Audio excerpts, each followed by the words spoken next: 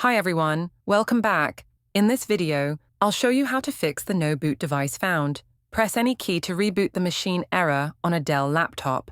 Let's get started. First, shut down your laptop completely.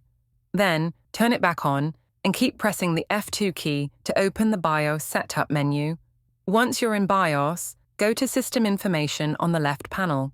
On the right side, check if your hard disk or SSD is detected.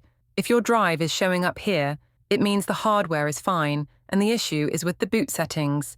Next, go to the boot sequence option in the BIOS menu. On the right side, make sure UEFI mode is selected. Once you choose UEFI, click Apply, then click OK to save the changes. After that, exit the BIOS. Your laptop will restart automatically. Now, you should see Windows loading, and the no boot device found error will be fixed. So remember, first check if your hard disk is detected in BIOS. If it is, simply switching to UEFI boot mode will solve the issue. And that's it. If you found this video helpful, don't forget to like, subscribe, and share. Thanks for watching.